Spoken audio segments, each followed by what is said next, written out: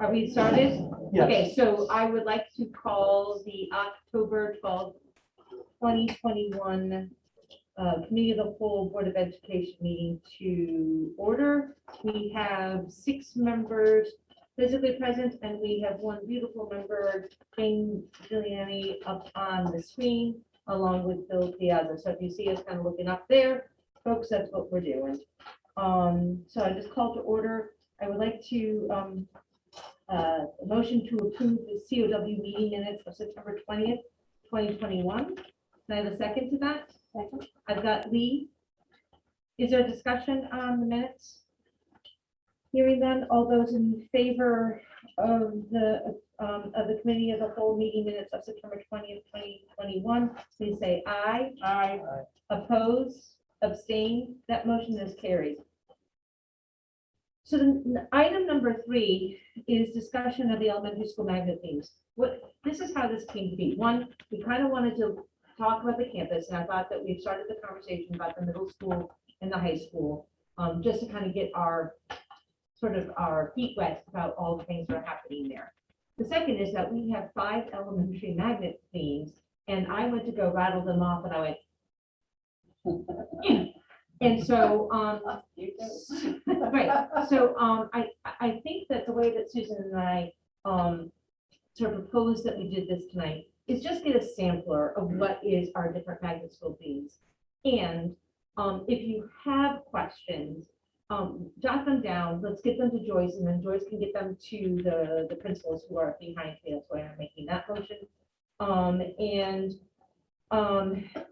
With that, when they come back to soon talk about student data, they can answer some of those questions. So once again, feel free to ask questions. I'm not suggesting that we don't, but if it's real specific that they need to kind of get more information about, they are coming back to present some data that they have put together. So that's sort of what we're going to do. Does that make sense? This was also on a referral list of understanding the different themes. So let's hear them. So my understanding is that whoever wants to come up first just needs to kind of join our table and introduce themselves and their school. And we have Dan Vaness, who's the assistant principal at Catherine Kolnowski STEAM, and they were our first magnet school. Oh, So- Dan, good to see you. How are you, Dan? So Doing all right. How you doing? it might be good if you wanted to start us out telling us a little bit about Catherine Kolnowski this year and some of the STEAMy things that you're working on. Sounds good. So Catherine Kolnowski is a STEAM magnet school, science, technology, engineering, arts, and math. This year, one of the really exciting things we have going on is we've partnered with the Connecticut Science Center. So they're coming in and doing professional development with all of our teachers on best practices to strengthen science teaching and inquiry-based learning in line with the NGSS. So they're doing 3 full days with our staff, as well as a number of 45-minute check-ins based on different phenomena. They're also coming to the building 23 times to meet with the different classrooms and do hands-on learning with them. And then our 4th grade gets to go to the Connecticut Science Center as well for a day. On top of that, we have our usual partnerships with NESS, which includes going to Esker Point and Bluff Point for our 1st and 2nd grades. We're partnered with Project O. So our 5th grade does a boat trip with them.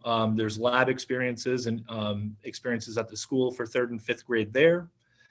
We also utilize the Boston Museum of Science's Engineering as Elementary curriculum, K through 5, along with coding, computer programming, and robotics experiences for all of our students. We have maker labs in both media and in art. And then we're hopeful that, as things ease up with COVID, that we can get back to doing some of the fun stuff that we were doing, like our science fair, our invention convention in the spring. And then even though the first LEGO League is not doing a regional competition, we are going to continue with having LEGO League teams at the school. The last time we had one, we had so much interest that we ended up having 2 teams worth of students in 5th grade, which were highly competitive at the regional level, which was really exciting. Thank you, Dan. And this is a school that's been operating this way as a magnet school for at least 8, 9 years. Yeah, about 8, 9 years. So you can see Yeah, I was gonna how, say it's longer than that, about 10 years. yeah. I think it started out with a different theme and then it's kind of come together this way with the faculty work and the partnerships and the community. So, thank you. And so, who would like to go next? Right? Ryan, because he's also got an arts magnet. He's got an arts magnet, and NEA was the second one to become a magnet school. I think we both, I know. Us Montville people have to stick close That's together. right, huh? Well, good evening, everyone. It's good to see you all in person as opposed to over Zoom.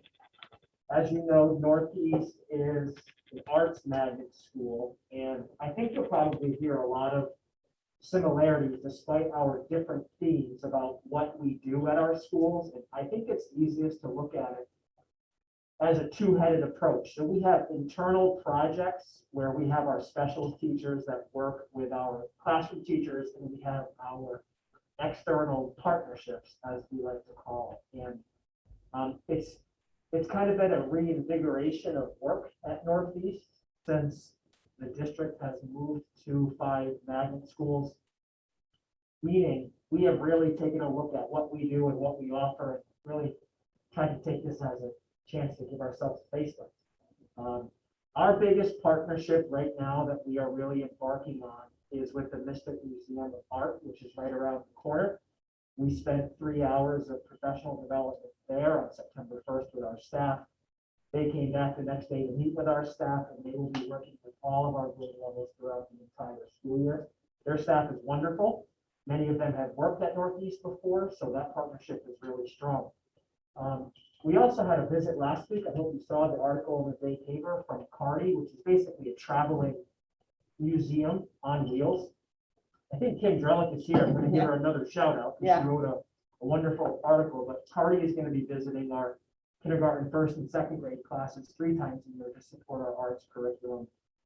We have a developing partnership with the Coast Guard Band. One of their mates is coming to our school every Thursday to work with our band program, and that will really elaborate and expand over the course of the school year as our ensembles grow.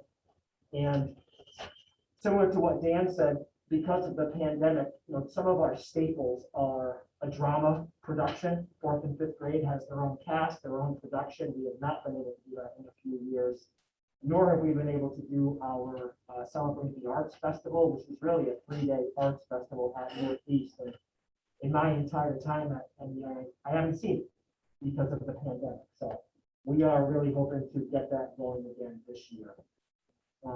In terms of the internal projects, that work started last year. It's really a collection of collaboration between our classroom teachers and our specials teachers, looking at ways that their curriculum lends itself to work in the performing arts, the visual arts, and really that cohesive piece between our specials teachers and our classroom teachers. So it's exciting. It's great timing that all the schools have shifted, because it's really lit a fire within our staff and has allowed us to kind of reflect and revamp what we are doing. So that's us. Thank you. Welcome. And I volunteer South next. Good job, Ryan. All right. Seems all right. Sure, Okay. unless you want to travel around the room. That's all right. It's okay. So we're at Discovery, Nurturing Creativity and Curiosity. That's what we have. So we put 2 things together over the course of last year. We didn't want to lose our Life is Good SEL component, so we wanted to keep that as part of our theme. And right now what we're working on is we've got a group of 8 that are working on basically a train-the-trainer model. So we worked with one of the people from Boston. They came down before school started so that we can run our own, what they're called, boosters. It would be like people that would travel to Boston, and they would do an evening thing on Thursday or Friday night for a couple hours to talk about it and share experiences of things that go on with that Life is Good model. So we're actually going to be those people. We're just going to do it in-house. We may partner with Mystic because they have a lot of people trained as well, just so that we can spread ourselves out. So that's one piece of what we're doing. The other piece that we spent all of our time focusing on is actually Friday afternoon. For 80 minutes, we shut the school down and we, we divide into clusters, is what it's called. And so we have 3 different sessions. There's no special ed, there's no intervention, there's no specials, there's nothing going on at this time. It's 80 minutes of the whole school. So like if you drop everything and read for reading, it's the same thing that we're doing on Friday afternoon. 4th and 5th graders all get to pick from 10 different clusters, groups that adults wrote. So we have like a drama piece that someone's working on. We have a food thing that someone's working on. We have world travelers. We have 10 different clusters that kids were allowed to pick their first, second, and third choice. And then all 4th and 5th graders will go to those different classes and they'll spend the 80 minutes exploring that activity that they chose. So it's all interest by the teacher and high interest by the student. Then 2nd and 3rd did the same thing. They had 10 clusters that they offered. It didn't go, as we just talked about today, it didn't go as smoothly as 4th and 5th, just because of the age. But now that they've been in it for a couple of weeks, they've kind of managed to figure it out. And when it's fitness, they're in the gym, they're watching videos and doing exercises. There's a whole list of things. Like I said, there's 10 of them. And then kindergarten and 1st graders, we didn't want to give choice to, because that's a bad idea. So what we did is we chose to go with starter projects. They're called super starter projects. And it's basically an investigation. All of kindergarten right now is we cut all their classes in half. So there's 6 kindergarten classes and there's about 10 in a group. They're all working on a puppet project that we were collecting things for. And 1st grade is working on and studying about animals. So we don't know how, in theory, K to 5 should be all in clusters and they should be able to mix together, but I wasn't ready for that. So I basically said no to that. Like, we just got to start slow. And you worked with UConn with the Rensselaer Reese Compertute program, so this is really. We did send a couple of School-wide people, yeah, enrichment, we yeah. did send a couple of people to Compertute. It was all virtual and they were all over the place. There were only a couple of people that went. And then I'm sure we'll look into doing that again. We do use the online platform. We purchased that. So the kids all take an interestalizer and it tells us how they like to learn, what they like to learn, and how they like to present what they've learned. So, you know, everybody has a different way of doing it. And that's the next step for us. We did it. It was really for the adults and haven't used it yet. So the next step will be more school-wide infusion of this so that they can use it in any of the classrooms. So if you've got a kid that's, you know, breezing through the work and they need something extra, we can give them a project to work on. That's not extra work for the teacher to look up. It's all contained in that program. So that's where we stand right now. Is that based on the Rensselaer, is based on the Rensselaer program? Mhm. And can you give us 2 seconds about what this? Well, it started as really gifted and talented, Okay, and we're twisting the words to it, exploring the gifts and talents of everyone, because everyone's got gifts and talents. So it started as a gifted and talented program. If the online platform now, once the kids go through it, it gears, I think there's a whole bunch of pages. There's like 27 pages that click on smiley faces on how much they like or dislike something. And at the end, it pulls off the internet a bunch of activities that would be geared towards that individual student that we can choose from. We've done it, but we have not used it, if that makes sense. yeah. No, we kind of looked at it. We didn't do anything with it. We're not ready to look at it yet. One thing at a time for us. One thing. We figured if we run these clusters, take a couple weeks off after Thanksgiving, and then we'll set up a whole new set of clusters. That'll give us 2 big groups to work with. And we have the support from UConn. Much like we started with the board's support to do enrichment before and after school, this gives kids in all of our magnet schools an opportunity for enrichment during the day. So I think that's exciting. All right, Thank you. all right, great. Mr. Wheeler, you're up. Jamie, they must be saving the best for last. All right, so nice to see you all again.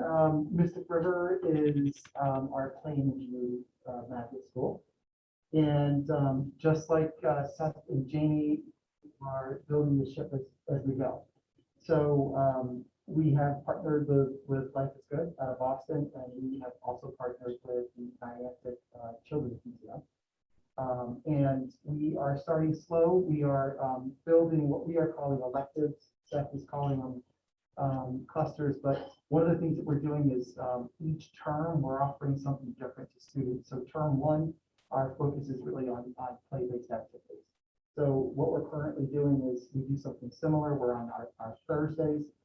We are offering enrichment for students throughout the day. And then we have an hour block at the end of the day where the school shuts down and we're doing those play-based activities. So we've got our support staff pairing off the classroom teachers and they're designing play activities for each classroom.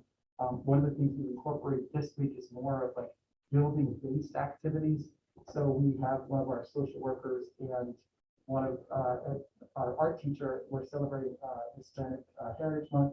And so they were doing salsa dancing in the gym, which the kids really, really love. So we're really looking at the same thing, really looking into every child's gifts and what it is that they're interested in as we plan for these activities. Teachers have met, we used some of our last PD time to start looking ahead and crafting term one, term 2 and 3, which is our focus on our student electives. And the intention there is to get more into the engineering piece, where grade levels are really starting to craft choices for kids to pick that they would focus on for each of those 2 terms.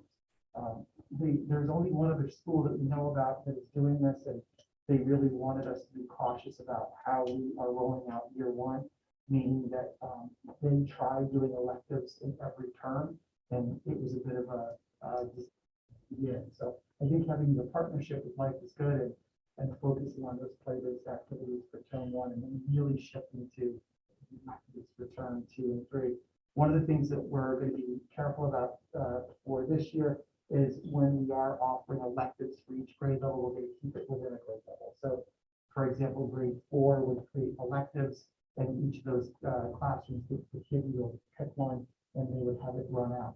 Versus next year, we're looking at maybe crisscrossing some of the grade levels where a 2nd grader could pick an activity that a 4th grade teacher is teaching. And they're all based around, some of our curriculum objectives, but we could introduce drama, some of the arts and all those things. We are looking at doing a student survey too, to give us more of a broad-based idea of where interests are. So those are some of the things that we're continuing to work on. We did have all of our staff is now trained in Life is Good. They came prior to the start of the school year for the 202 training. It's a 2-day training.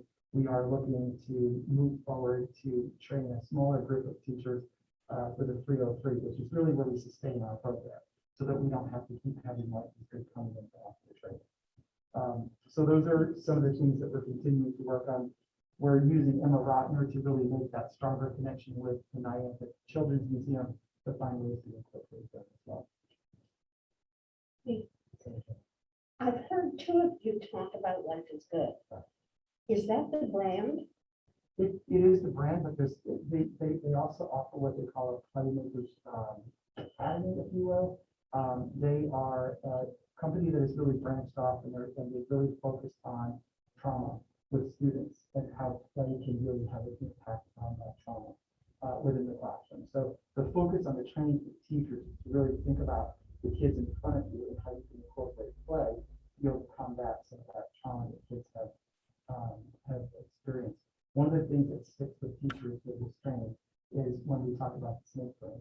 And they talk about how there's some of our kids that are in front of us, they really are focused on, it's really about your survival skills. That snake brain. As a teacher, you have to keep that in the back of your head. And in terms of, as kids come through and they're presenting in certain ways, what are other ways you can teach and infuse play to be able to reach everyone? Okay, but I was just wanting to make sure that it is the company that is involved in this. It is. Because it is a brand. It is. Yeah, And we don't want anybody to go like Duke Bucket did with Mercury. yeah, it's really It's okay interesting. with them. They actually, the CEO was very responsible in creating these Very good. workshops up in See, I Boston. was not aware of that. Yeah, and our teachers brought it to our attention. It was Yeah. our teachers across the district who started going and brought it to the principal's It attention. might be good if the board were aware of this. Yeah, that's why we're Well, bringing this to your attention. The nice thing about it too is they are fostering and encouraging school partnerships. And they work very closely with us to make sure that we aren't crossing those lines with things like that. it's a great partnership. The teachers love it, and it's really impactful on the students. too. So we don't have to worry about kids coming to school with like this good teachers. It's okay if they do. I have a question. Sure. Can you tell me what the difference, what I appreciate about what Dan and what Jake did was that you guys said there's a lot of similarities, but there are some differences. Can you tell me what the difference is between you and Zach? Yeah, I think with our school in particular, we are focusing on how play in general can impact how a student learns. And so we are looking at ways to infuse play within the course of our school that started with kindergarten and first grade in particular about how we can infuse different models of play as we educate. But more importantly, I think what we're trying to do as well is incorporate the engineering piece, which is really about, how students learn, how they can be creative and interact with their learning, whether it be science and math. And that's something, like I said earlier, that we're kind of building as well. So there's an ingenuity piece, there's a creativity piece, and that kind of goes along with play.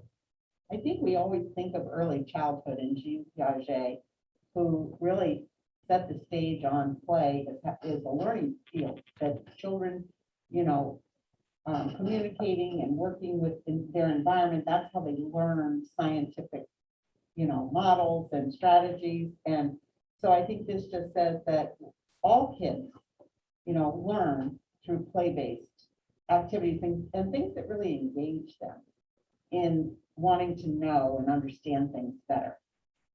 Phenomenal, like in science. It's exciting. Like I said, we're kind of building the ship as we're going along, but the teachers are very, they're very committed to it. So it's an exciting process. Any other questions in the board? Andrew? I just wanted to pick up on what we said in terms of, I've been asking for a long time for us to be given the opportunity to go to those professional development workshops that are training teachers. And I think that would obviate what we is concerned about.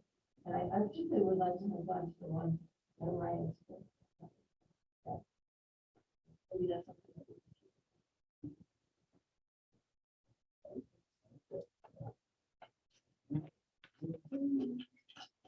Speaking of professional development, our first professional development project was the day of the hurricane. You would not have wanted to go there.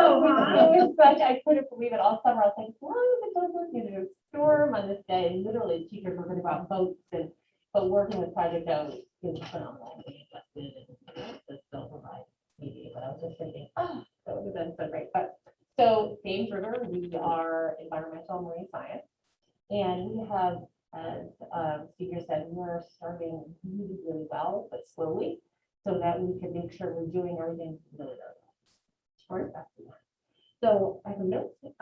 So we have partnered both with Project O and Women in Science and Sailing, and we have 2 AmeriCorps members at our school daily, in addition to a NEST educators who sort of oversees the 2 AmeriCorps members.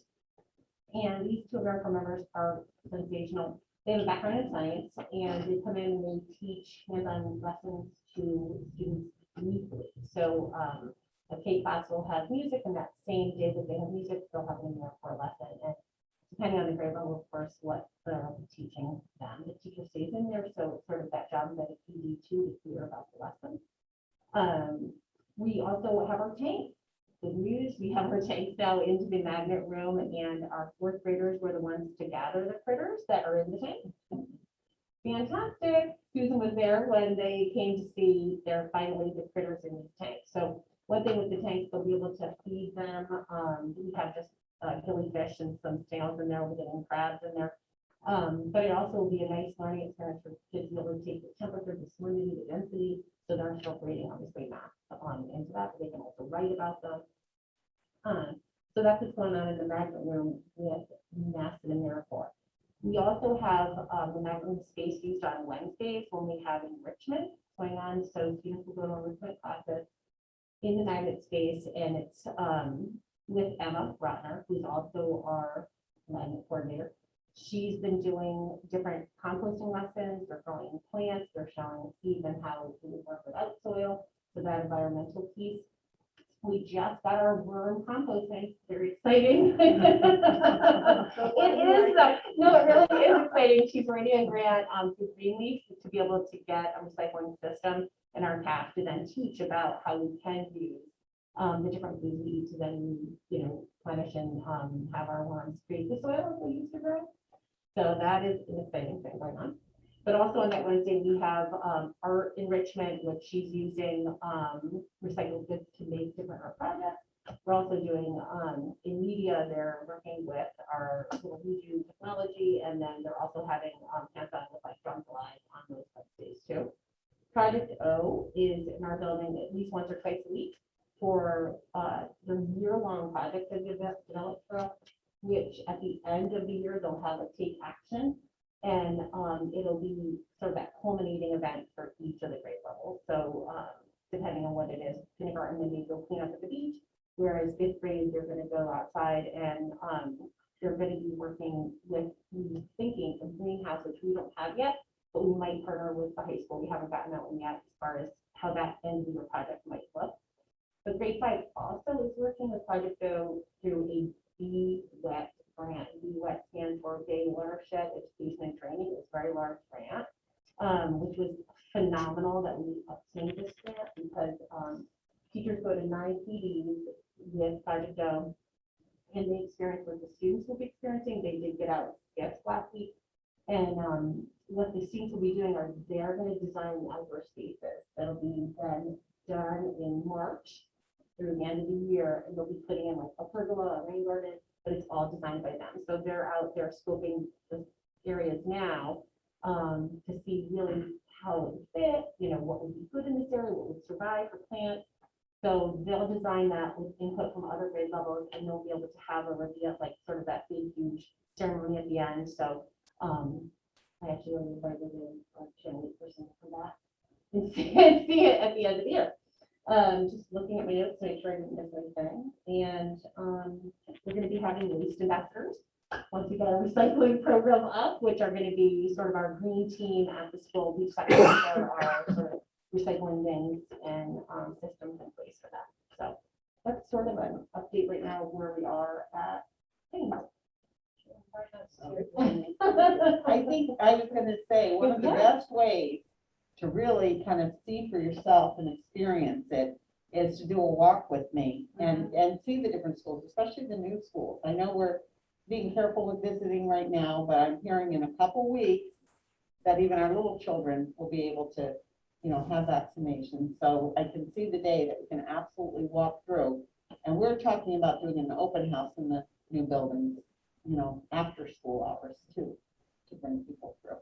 And So we're excited to start kindergarten. We'll also have the boat trip. They're going to go out on October. It was all based on the tides. So they work with that too to figure out what the timing as much as they can have the kindergartens understand that piece, but it's exciting. So, yeah. these are all the things the principals have talked about are things kids never forget. You know, this kind of learning, it's not like you're memorizing for a test. This is the kind of in-depth, interesting kind of learning that kids hold on to, and it could be end up being a career pathway someday if they really love it. Reminding me too, we have met with the Marine High School, which is right down the road. We met with them last year, and then the end of the summer, no, October, August 12th. But we just not with COVID. We were thinking of doing maybe a virtual because they're they have their tanks, of course, so the moving tanks for shot. And so we might start that sort of mentorship, but we just haven't gotten that going yet. We're trying, so yeah. We've been learning.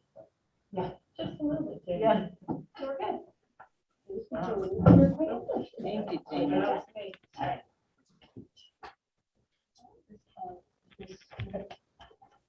I'm just asking Rita to wait 1 second. I'm gonna get Andrea, and then I'm gonna go to you. No? All of the things that people talk about. Just, you know, just all of it. And I wonder if is there anything in writing that we, I don't know, but there are so many more things that we talked about.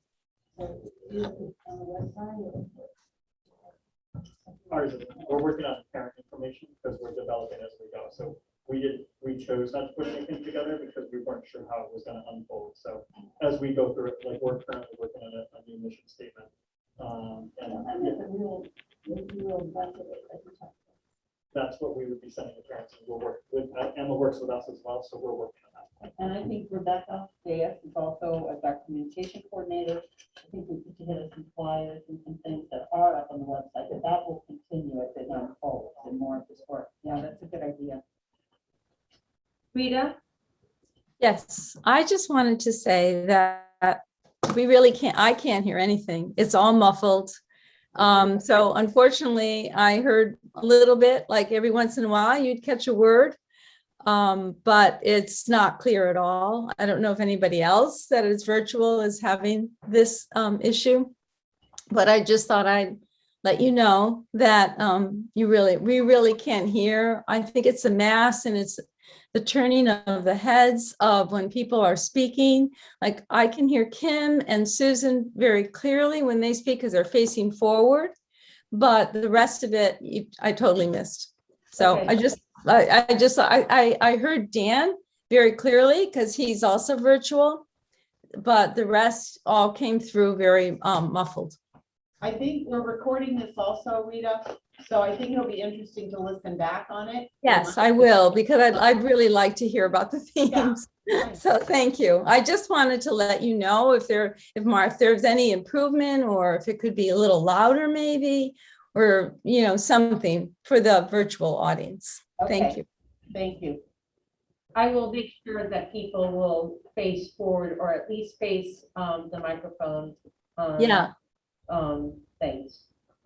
But thank you for that feedback, because we would have gone through the whole time and not realized that people couldn't hear us. So thank you, Rita.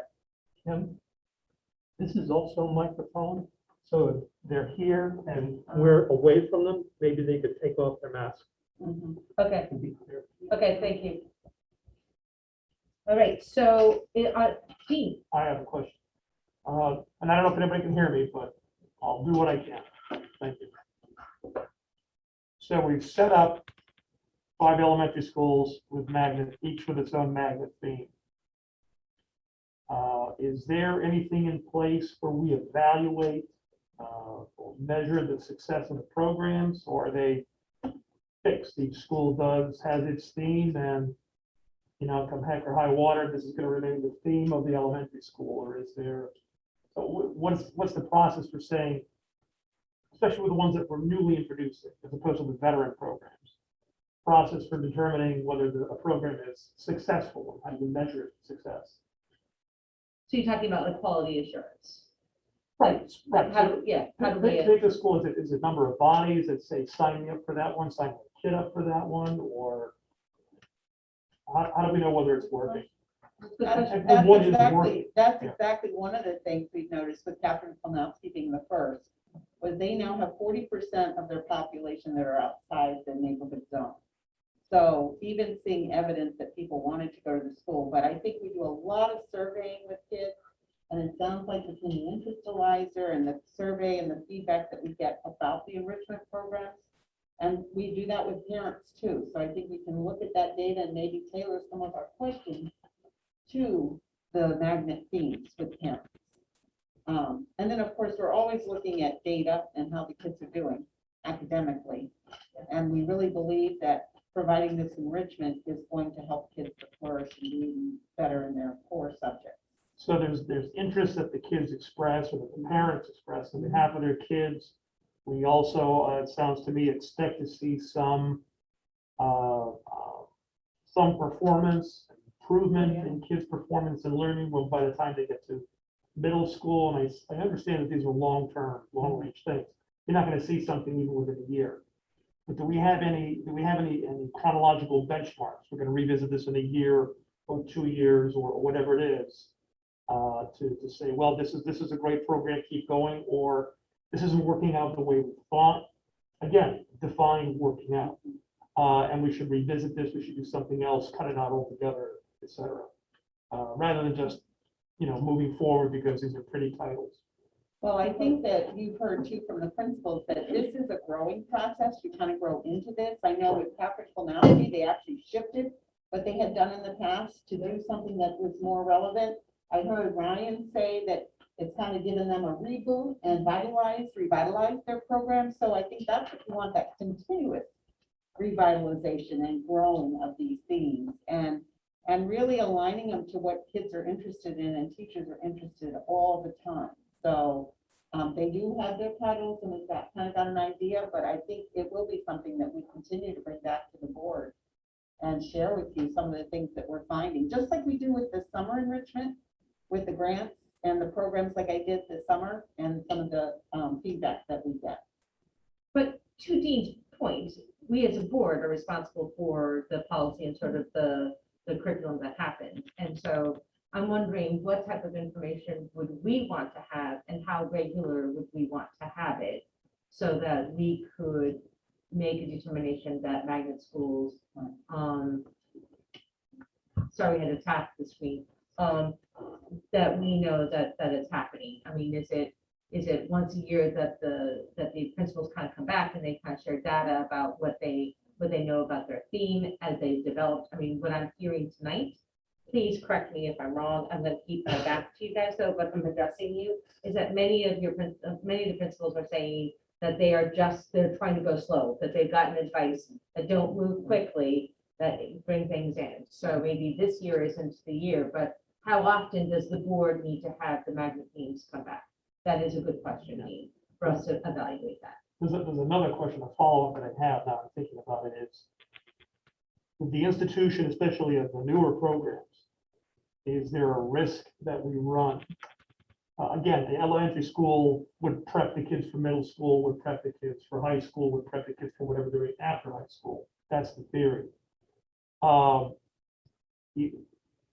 Do we run the risk with any of these programs? If the programs are really what the school's organized around, do we run the risk that any of these new programs might actually result in, I'll say it, lower performance by the time the kids get to middle school, that we've basically gone off track. We meant well, and now we have a cohort of kids that, for example, had a wonderful time, but are not up to snuff. Again, defining what snuff is. Right. You know, are they scoring better or learning better? Are they, et cetera? And this is a general question. I'm not picking on any one of these programs. No, I hear you, because I think we're embarking on something new, right? And so we should be very careful about what we're doing and that we should be able to sort of monitor that.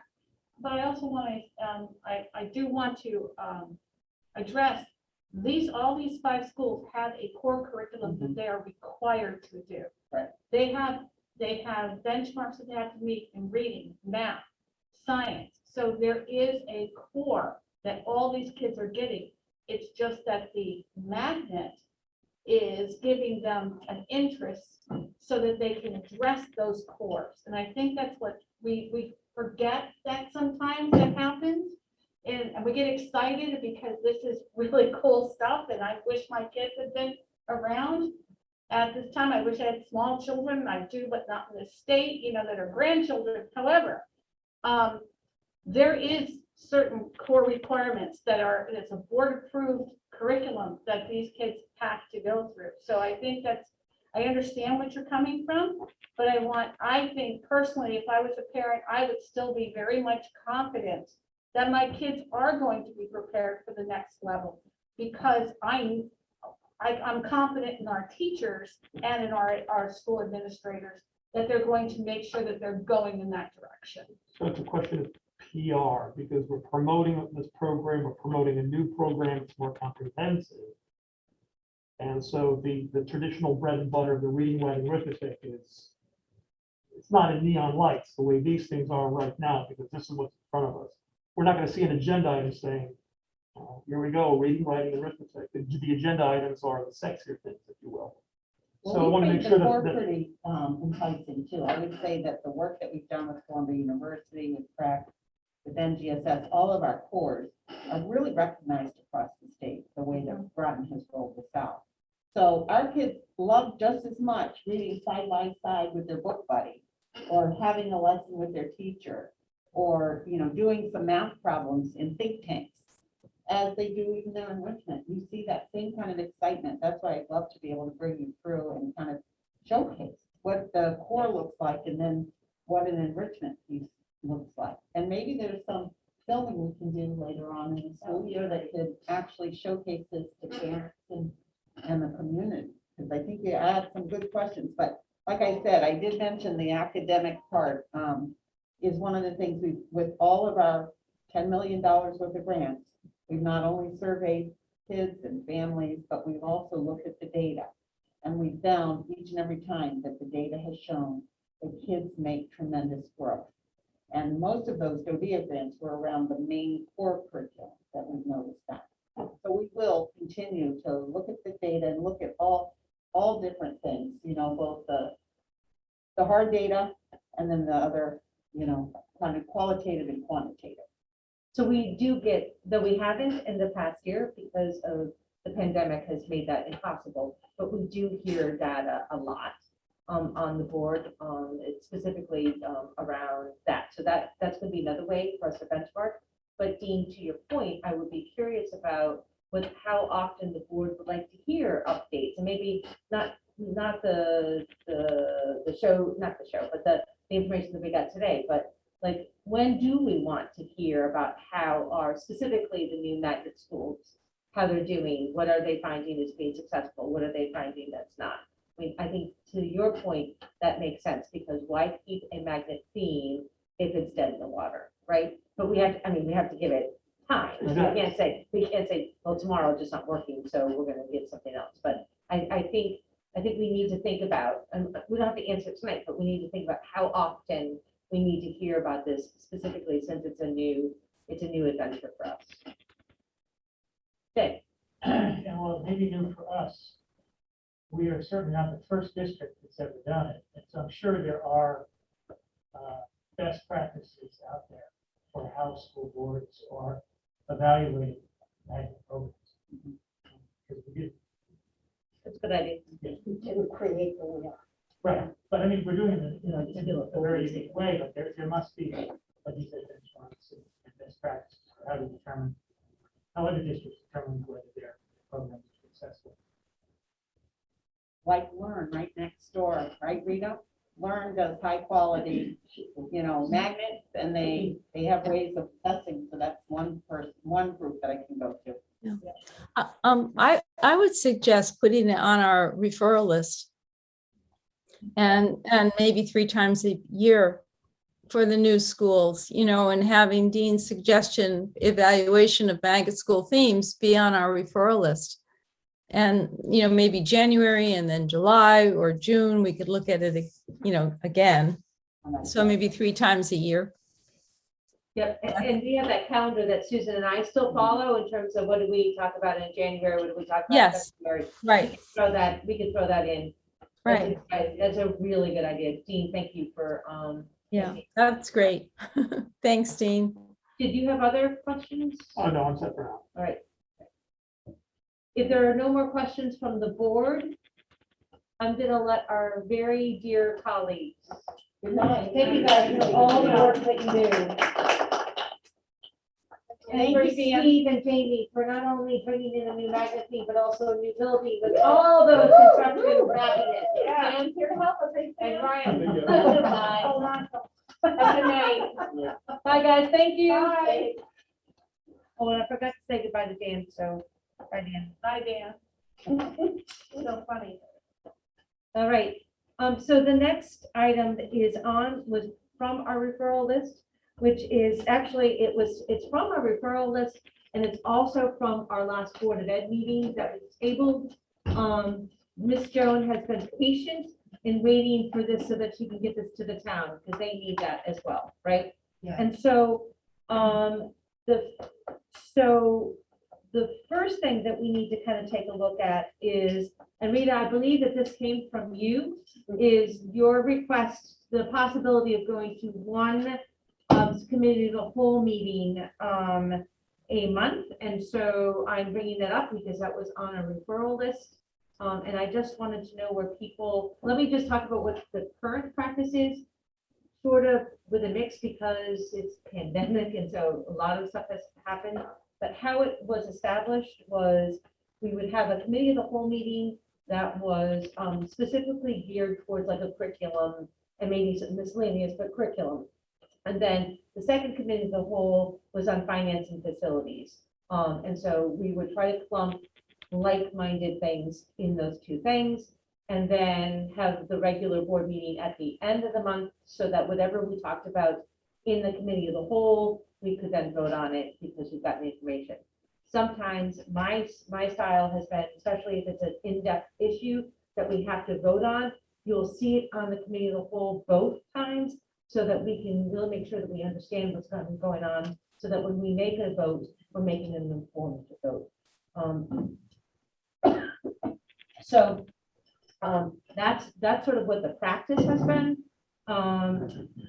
So that's where it stands. I don't know how people feel about going to one committee of the whole.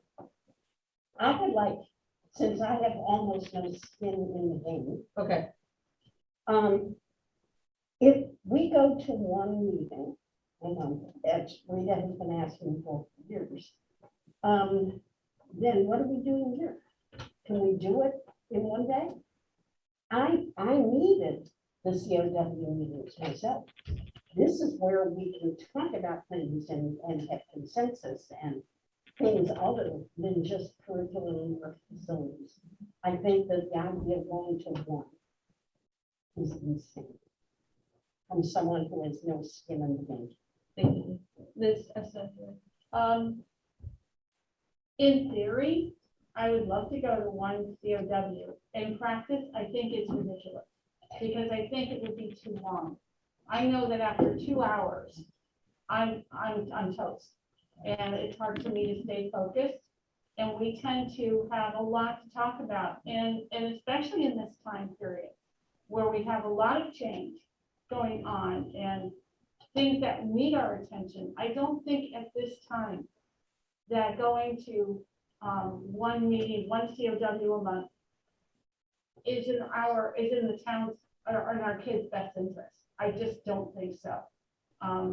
Not that I would like that, but I think, we need to have, I still think we still need 2 COWs. And then to have the regular meeting. So a total of 3 meetings. plus whatever committee meeting. Plus you're on. committees, and that's a different thing I want to talk about in a minute, but Okay. I'm not going to go there right now because we're talking about just COWs. COWs. Yeah. Rita, and then I'm gonna recognize Andrea, but Rita first. I would make a compromised suggestion that in the summer, we never had as many meetings. So have one committee of the whole in July, one in August, and then the regular board meeting. And then if committee meetings, if the committees wanted to meet, they could. But I believe at least in July and August, there should only be one COW. That's just my feeling. Okay. And I think in December, we tend to just have 1, 2 because of where the Yeah. holiday. And in December also, yes. Yeah. Andrea, That's probably the only we board need to speak up. we will probably do that, in fact, is that right? Sure. Yes. Okay. Having been probably I'm the only board member that has mentioned both, that's Rita who was mentioning, but having one and having 2. And I would never say that it was a ridiculous or an insane idea, but I think the idea of it is when we get tired and then we just zone out. And I think Rita's compromise is very valid. As you said, we don't need in December.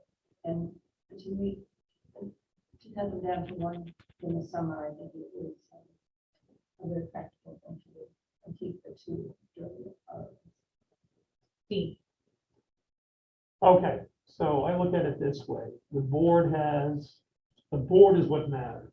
And the board has a volume of business to deal with. And that volume varies. And what we do is whether we commit things to the committee of the whole or to specified committees, the standing committees or ad hoc committees to chew on things, digest, and bring it back to the board. I think if we got rid of a cow meeting, we might have to beef up the other meetings, the policy, the curriculum, the finance. One way or another, the work has to get done. So whether you have one giant cow or two smaller ones, it's still gonna get done, unless you can find a way to trim the business. I'm not suggesting that it's theoretically possible, I suppose. But because the business of the board fluctuates throughout the year and isn't the same, like trimming the meetings for summer, for example, maybe just in general, we pay attention to the volume. So instead of putting in stone, we're having one cow or two cows. We put in the schedule, and I know they need to know ahead of time. Maybe we schedule 2 cows a month, but always keeping in mind that we're going to try not to use one. See if we can do it in one. That's all. In And if we the can't, summer? Doesn't Or- matter, doesn't matter what time of year. Okay, Sometimes you can't do it because of the holidays. Right. Or because you just have massive absences and you can't count on a quorum. I'm just saying, the town needs to know by law, the town needs to know when we are meeting to Right. provide notice. If we don't need a cow, let's cancel it. Let's be ready to do that and open to be doing that.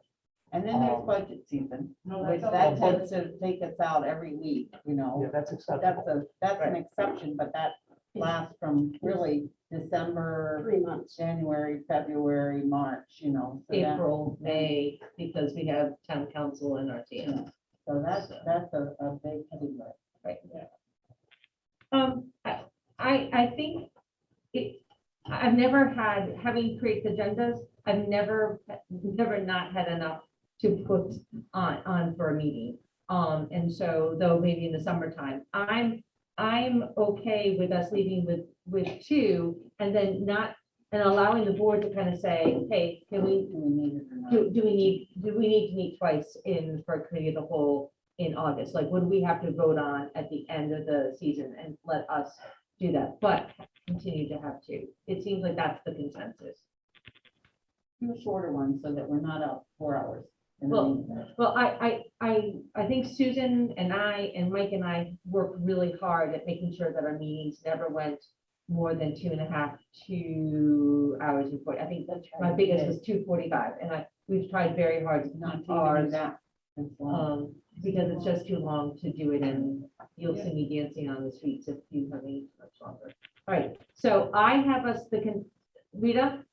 Yeah, the chart that was handed out to us, I don't understand why just policy is clearly written as the first Monday of the month, and curriculum is like a side thing, finance and committee, is down below.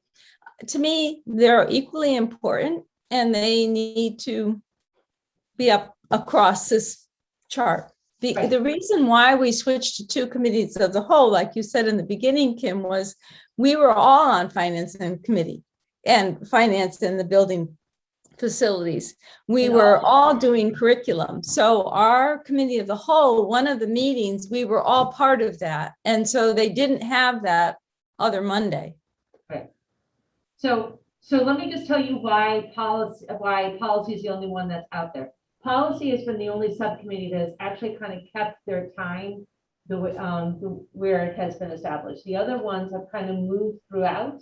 One of the things that, and I talked to Phil, because Phil is sort of the staff that's overseeing the curriculum, is that that really the board needs to find the standard time to meet. I know that Lee, your group has pretty consistently met on that time period. And so that's why that got captured. The other ones got moved around. And so I don't have skin on the game about what day it is. It just, we need to sort of find out what that time is, get that established so that it can go to the town and the town can also play that. If it needs to get canceled, it can get canceled and rescheduled. Like, that's not a big deal. That's just called a special meeting. But you hamper yourself when you do a special meeting because you can't add agenda items on that day. Right. But it's the if needed. I mean, the board's charge is policy and curriculum. Right. And then to have curriculum meet and then only have if needed, it's always needed. That is going to change, and we are going to have an established time period on that, Rita. Okay. I got Dean, Liz, and then Andrea. All right, I'm aware of the need to report to the town when we plan on having our regular meetings and the committee of the whole meeting. going back to my days on the council. The council's other committees, whether they were ad hoc or standing committees, public safety, you name it, those were not set in stone, say, into December for the following year, for example.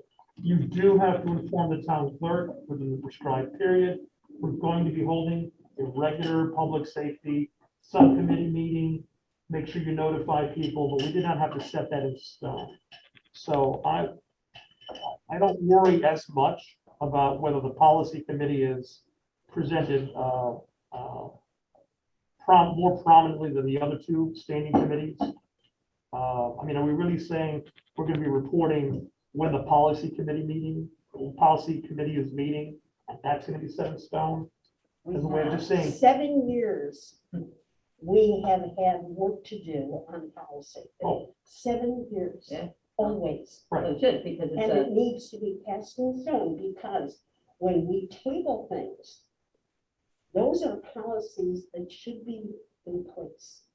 And when we go 2 and 3 months, we're not doing our job.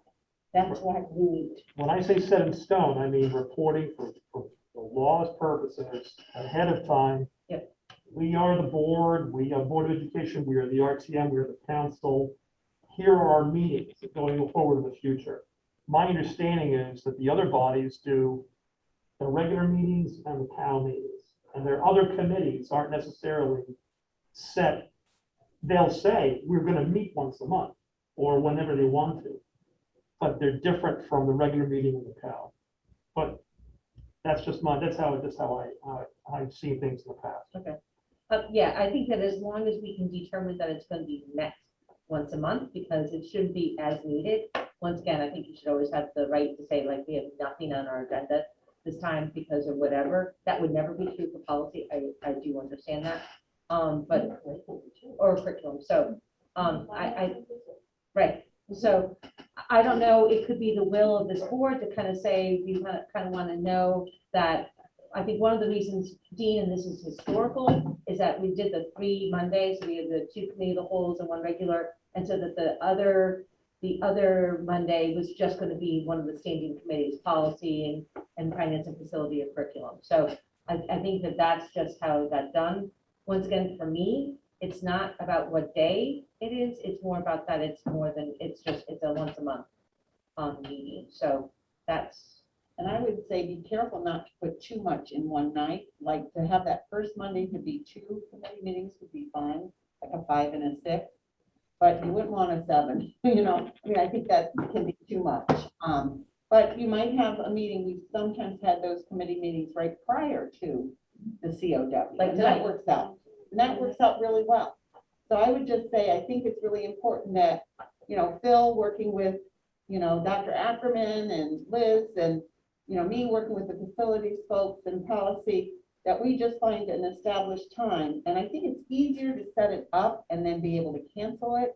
I know working with Andrea, when we didn't know which week it was going to happen and we were trying to figure out what's coming up to us and when do we need, it was kind of cumbersome, I felt, to try to schedule. Policy, I always knew.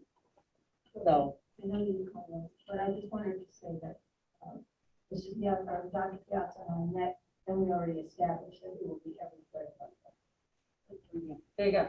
There you go. That's pretty good. Right. So, so if those meeting dates for finance and facilities gets set, or when you want it, just to make sure that it gets to Joyce, that would be helpful. Rita, does that belie? Is that the word? Belie? Not really. Depends on how Yeah. you- Does that belie your That's- concerns? Yeah, it's Now. fine with me, whatever you want to do. I am trying to be really fancy with my vocabulary, and clearly that should be something I should stay away, especially when I'm with the person on my right and my people on my left are editors and writers. So I'm moving on. Rita, what she means is, will that shut you up? Right. It was a good conversation. I think it had to be had.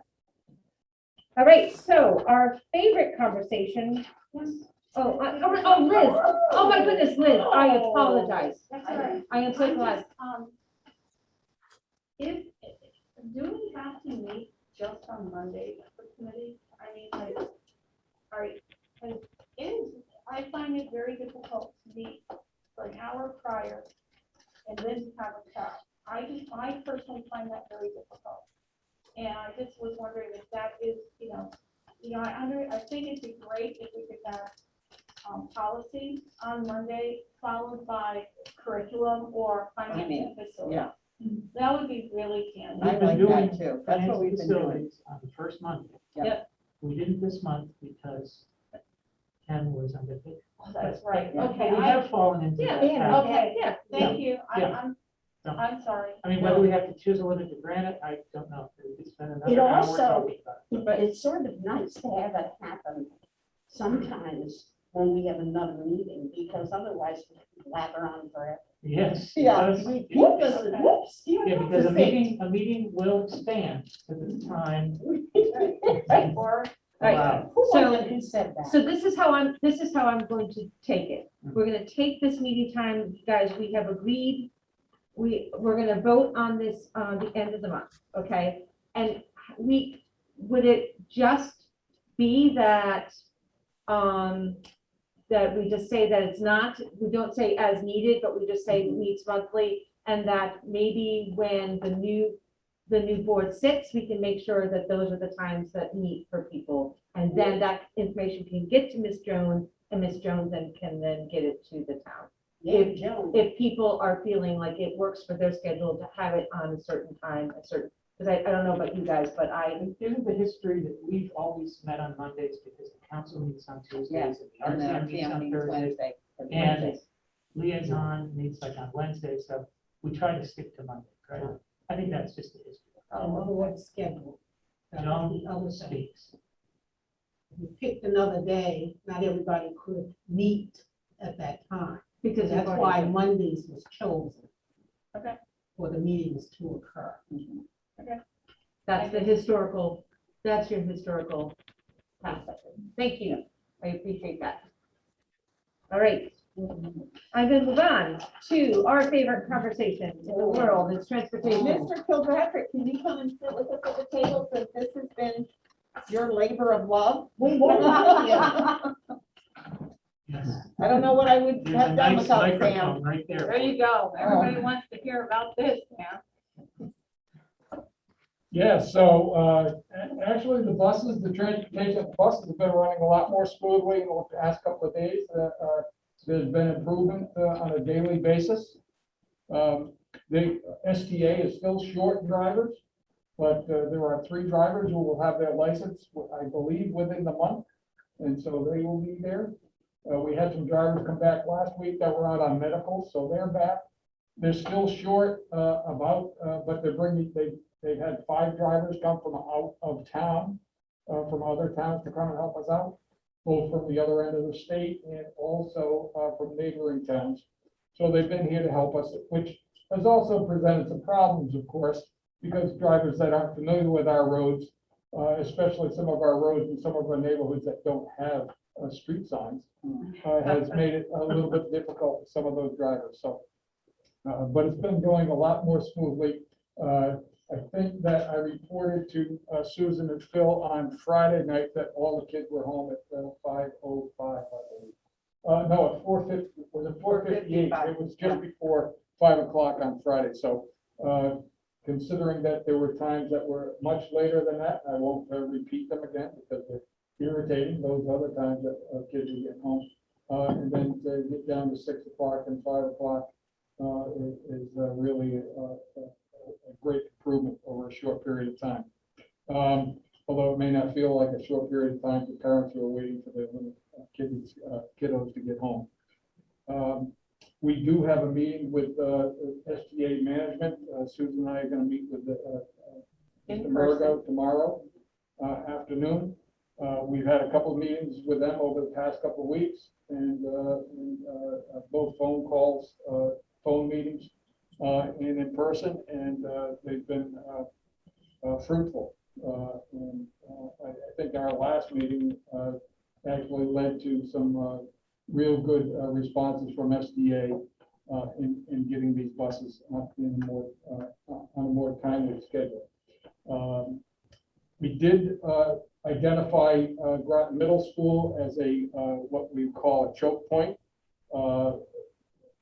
It's taking longer to get there, to get them out of there, so on and so forth. And the administration at the Groton Middle School has really made super efforts and made great improvement because, again, we were talking about well after 3 o'clock before they were pulling out of middle school. And again, last week and again today, we're talking about 2:45, getting out of there at 2:45, which again lends itself to getting to the elementary schools on time, getting those kids home too. With the absent, one thing we can't control is number one, the lack of drivers or drivers calling out sick, which happens, well, when you have about 70 people, it happens quite often, at least on a daily basis, I would say. So that's the type of thing we can't control. But again, they've actually sent out the people who do the dispatching or the other supervisors within the building to actually go out and drive some morning. So one of the other things that's happened in the last week or so, Jenny, our transportation coordinator, has made some efficiency efforts and has found a bus that we put 2 buses together that only had a few kids going across the river. And that will save us a bus and get us a bus that is now available to help out in the Branford Manor area. So you may have heard, I'm sure you probably heard some of the complaints about the Branford Manor area. There are a lot of kids there. There are still going to be some problems there until we work that out completely because the kids have chosen to ride whatever bus they felt like. And so we're still working out a plan to determine exactly how we can assign them a bus. And the plan now is to have 2 middle school buses, 2 high school buses, and to assign them to those buses because the high school will be there about 15 to 20 minutes before the middle school buses. And then the middle school buses will come in after. So right now with them on the same bus, they hop on whatever bus. And for whatever reason, I don't know, maybe because they like to ride with their friend, maybe because it's the first bus there and they want to get there, or maybe they want to wait for the last bus so they don't have to get to school any sooner. We actually have identified 3 neighborhoods in town, Pequannock and Branford Manor and the sub-base area, where we have they were, really filled, those buses. So we've been able to take some other bus runs that were slightly, they were under capacity and put those together so that we can retrieve. And once we have all the bus drivers that we're contracted to have and all the buses running, there should be no problem, especially the way things have been routed. So, I know some people have been in disbelief that there is a national shortage or that we're facing this, but I just got a call from a Mr. Scoville, who runs the Transportation Task Force at the State Department of Education. He's heard personally up in Hartford that Groton has suffered greatly from this shortage, and he's here to help give us some support. And so I think I told you I'd let that be known, through our connections, that we are faced with a real difficulty. And our goal is to keep these kids safe and to really have efficient, safe transportation for them. They've had to double up because they didn't have enough drivers, which puts 3 to a seat, not the 2 that I promised. And so once we have the drivers, we should have runs that are, 66% filled to capacity, which is more like 2 to a seat. So. Well, I'd love to hear what the state can do. I know. I'd love to hear it because Yeah. we reached out to them. Some of us reached out 5 to 6 weeks ago, and it's been nothing but silence. And so I'd love to hear something back. Yeah. It is the state's responsibility under the Constitution to educate our children, and they have been completely unable to assist them. So I'd love to hear what they. Yeah, and of course, one of the important things coming up is the fact that it's going to get darker out sooner here very shortly. And so that's why we want to try and get these buses out, if we can get them another 10 to 15 minutes earlier with these elementary kids, it will certainly make a difference. We want kids home before dark. When that bus arrives in the morning at the high school by 7:20, and the kids will get to the bell by 7:40 and get their breakfast, and then they move on to the middle school, and the middle school bell isn't until 7:55, but they also can get their breakfast and get to their lockers and get to their homeroom. And then we have plenty of time. You know, if those buses are there by 7:45 in the morning to the campus, then they have an hour and 15 minutes then to get all of our kids at the elementary magnets, and that works. And same thing at the other end of the day. If they're there, sitting parked, ready for the high school kids to get out, and they pretty quickly dismiss them over to the middle school and get them moved out by 2:45, we still have that hour and, half or more. Right, Yeah. so the high school, again, in the morning has been, that has greatly improved since Susan asked them to make sure that they're there at, by 7:20 in the morning. Some buses actually get there at 7:25 because they're sitting in the traffic coming in the driveway, but everybody's there at about that time now and have been for the last, about a week, which again, promotes, gets us over to the middle school in a more timely fashion. And when is the middle school open? When do the doors open? To allow the students on? 7:40, I think, they open. 7:40, Yeah. so the buses are there just before that now, so. Yeah, they get there right about that time. And then they still are coming in though, all the way to 7:55. Right. Because we have some that are being dropped off and some buses that are a little late. So it's a process. So you're saying that kids are not sitting on the bus waiting for middle school to open? They should not be. They should not. By the time buses get there, should it shouldn't be very long before they open doors or let the kids know that it's time to get off the Same bus. with the high school. Yeah. One area of concern still is if you haven't been there yourself, if you're the parent of a child, of a student at Fitch High School, is that even the bus drivers, I've heard on the radio in the morning, Jenny and I have heard on in the morning, the bus drivers are concerned about the traffic issues at the high school. There is a police officer at the circle to make sure that the parents are going in the right direction, which is toward the gymnasium now, Right. To the south, with the buses going to the right. And there are some people that are allowed, the teachers and kids are allowed to go to the right as well, but just there is still a backup, and hopefully when this COVID thing is finally over, there will be less people driving their kids to school. Yep. But which will also mean there will be more kids riding the buses too, so we'll have to figure that all out again when that happens. Well, we're trying to keep that in mind even now, because we want to know what the ridership is, and those are the kids who are supposed to be riding the bus. We don't have all of that full capacity, but what would that full capacity look like? So we can still promise that 66% capacity. Sam and I have had many conversations about that.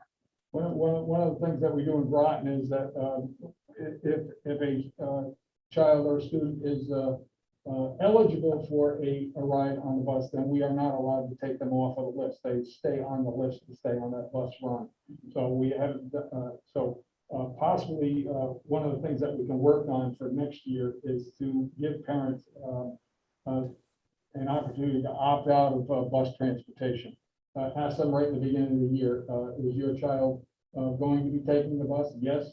Or will be providing, we as a parent or the student will be providing transportation throughout the year. So that may be something that could alleviate some of this, might even lead to some more efficiencies as we move forward. I'm going to recognize Dean. All right, so long and the short, I see two things that are, I'm gonna ask a question first. Are we making demands? So we have a contract with the bus company and we have X number of buses that we typically use. I don't know how the number fluctuates over the years. We've now moved into a somewhat different era. We've gone to the two-tier, and we also have a shortage of drivers. I don't know that the number of students coming to school has dramatically increased or dramatically decreased. So are we making, because we now have the magnet schools, for example, the inter-district magnet schools, are we making more demands on the buses than we did, than we had in prior years? We have roughly the same number of buses running. Okay, so that answers that question. So we've gone two-tier. So we've combined by jiggling the high school and the middle school, but the elementary school, darn this thing, but the elementary school has not changed. right? We're not starting elementary later and letting them out later. By 5 minutes. By 5 minutes. Yeah, all the Okay. times change. Okay, so just 5 minutes. But they have bigger distances because now you have more kids moving from place to place and not as many walkers. Now that we only have 5 schools, we have fewer. Yeah, that's what I was asking. So last year, I should say last year, the last normal year that we've had, the elementary school experience was what it was. So ignoring my daughter, for example, who now comes home, she says an hour later than she used to. Is the elementary school experience fundamentally different? I mean, leaving the glitches aside, do we expect the elementary school experience to be different? Are the kids going to be, in general, coming home later, even if all the kinks are worked out?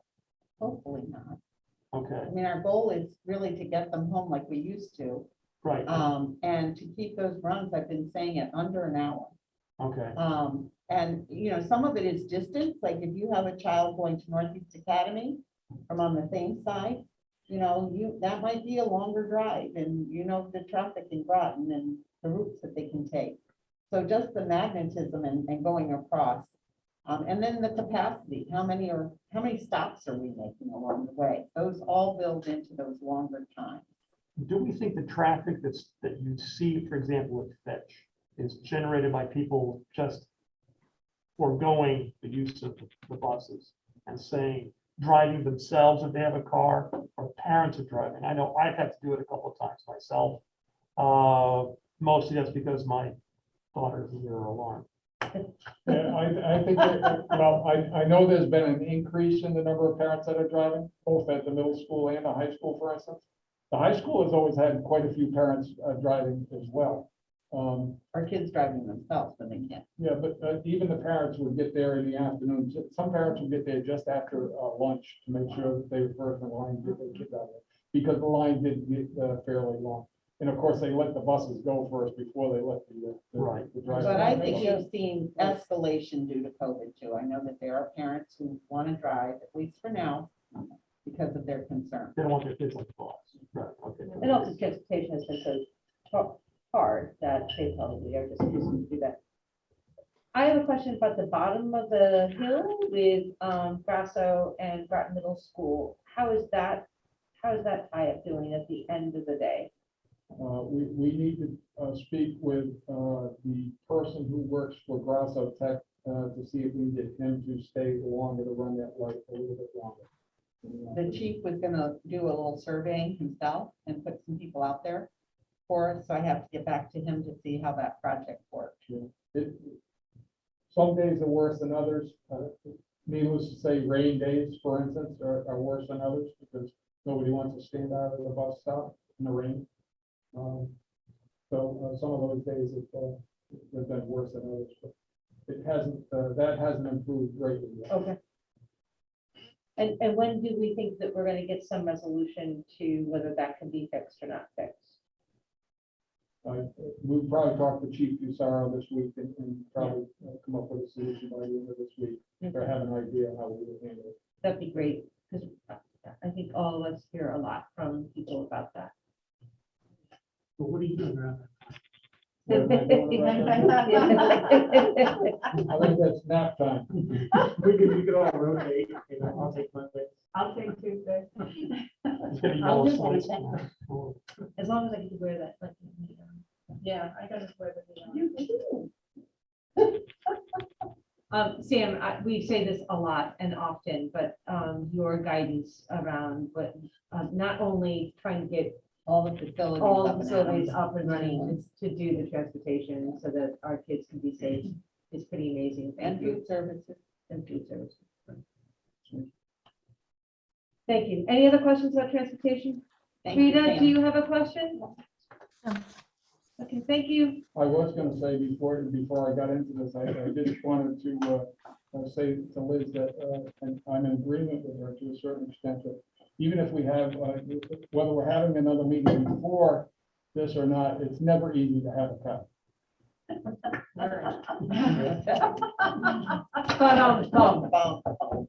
I wanted to say, don't have to.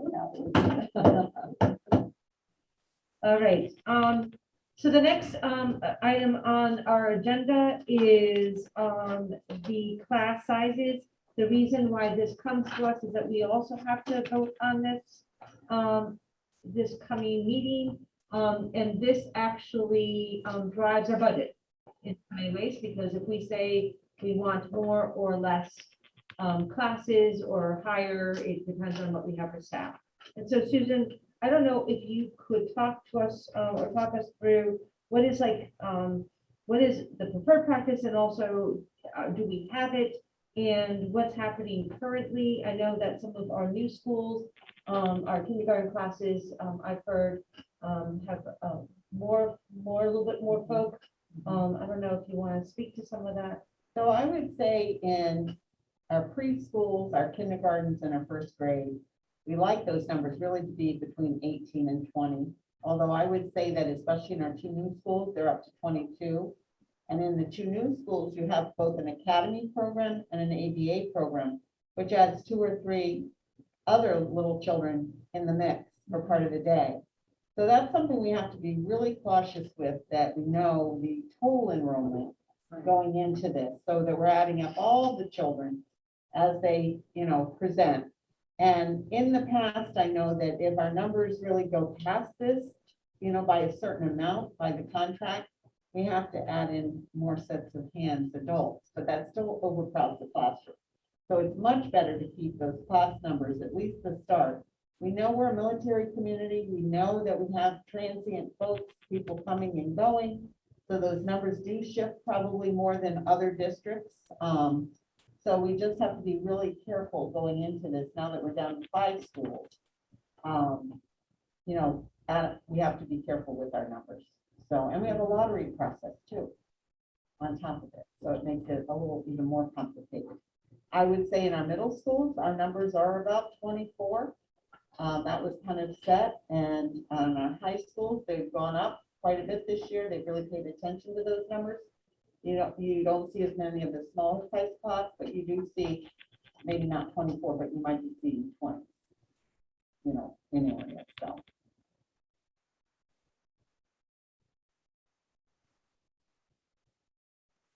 And then some of the remedial groups are larger, you see in the special areas, especially with music and performing arts, music and physical education, you see bigger groups of kids.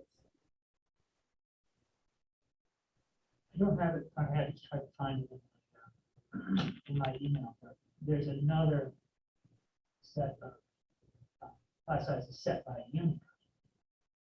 And I've never been able to figure out why it is we have to, why isn't it just, and what is the difference between the one we agreed to with the GEA? I would say they're pretty much in sync. The union talks about if they should go over by a certain amount, right, what we need to do about it. So it gives us more specificity about in case it does go over. But I would say the board has always recognized that to keep the class size within a good number, the fewer that we have, especially for the younger children, the more their needs are going to be met. So we have to vote on this because are you going to be suggesting any tweaks, or we just have to do it every 2 years? Should be done every, Rita, this is where I'm gonna need your historical Right. perspective. And Yeah, I believe it's just something that as a guideline, and we always voted on it. And we've raised sometimes we lowered it. We added grade to 20 a couple of years ago to have try to be preferably 20 students in a class. So I mean, this has been altered at different times, but I think it's a really wonderful guide. And I think it's very important then for us to guide the superintendent and the assistant superintendent on what the board feels is the best for the students in Groton, to keep the class size as low as possible. I do, when you get to it, I do have two quick questions down below. down below About, the class size, yeah, guidance counselors. so. Yeah, why don't you just I would like, pardon? Go ahead. Oh, okay. I have no problems with what it says, 200 to 1 and 500 to 1. But I remember last year we had more guidance counselors, and I think we were like about maybe 150, 160 students to one guidance counselor. So I just wanted to know how many guidance counselors we have at Fitch, and that could be done in board notes, and how many students, what their caseload is. So how many counselors and what their caseload is. And my second is our library media specialist, it's 500 to 1. I know we've had one library media specialist and we finally have a library aide in there, but I'm still concerned that it says 500 to 1 and we haven't done that. I know there are at least 1,000 kids at Fitch, I hope. So that's my other question. What's going on in the library and for media specialists? I think we have a media specialist assistant is a person who helps check in books, sometimes does much more than that. So at both the high school and the middle school, we have a full-time library media specialist, and we have this assistant. But remember, we had, because of the closing of the two schools, we had an additional library media specialist who's able to actually take care of both schools. And she does, you know, all kinds of book clubs and all kinds of very interesting things to pull kids into the library and want to read. So there's basically two, a floating media specialist, 1.5 real full, you know, their degree is in media. And then we have an assistant in both schools. Right. They're more like a para or tutor. They're not like a certified staff member. And Right. I would say that our number is kind of 1,000. Sometimes it's 1,100 in both of those schools. Right. And we have like 6 counselors at each of the schools. 6? I thought there was more at Fitch. No. Oh, there might be one more as a career counselor. And then what about the head of who is the head of the guidance counselors? Is at one time it was a vice principal, but I think that's changed, right? No, Erin still really pulls them together for professional learning and for their department meetings. So she still oversees them in both middle school and high school. But she doesn't have a caseload, does she? Erin does not have a caseload. No, she isn't, but you think there are 7. So we still need to know that and know whether or not we're meeting that 200 to 1, or if it's a lot less, and do we need to have so many guidance counselors? So that's just, it's a budget question, actually. It is? Yeah, it is. Yeah. And so you're suggesting, Rita, I just want to make sure that I understand that it's okay if Susan puts it in the board notes? Yes, oh, it's fine. And then that way we'll have the information for when we go through our budget. Okay, I can do that. I'll get the Thank right number. And then eventually we should be getting class sizes for all the schools too. You know, to see how many are in each, you know, classroom. So for I the think that happens with our budget book, is that correct? Yeah, or before. It could happen before, so we have an idea. So we usually base it on October 1 numbers. So Right. those are taken, but they have to be validated. So they go through this process of validation. So as soon as I get those valid numbers, I can. Yeah, it's usually December like definitely by December. And the art being 20, I can't quite remember why it's only 20. Is it because of stations? I know the culinary arts is 16 because we only have the 4 stations, but I wasn't sure about art. Physical space. It's the size of the rooms. The size of the room? And the stations, yeah. It's like to hold the stations, to hold the equipment. You've only got a physical space that accommodates 20 kids. Okay. I'm thinking specifically of like the pottery, where in one of the classrooms where they have the pottery wheels. You can't, it's crowded as it is. I'm surprised Ed didn't bring that up, you know, but you know, those places are very 20 kids is really almost stretching the seams, seriously. But they don't have to put 20 in there if they don't want to. That's, Right, this is but- just but- preferred. But that's Yeah, where, that's yeah, the preferred, that's the preferred. So it's Yeah. not, preferred maximum. It right. doesn't mean that we sometimes don't go over it a couple or go under it a couple, but we should kind of be looking at the goal, as the goal target number.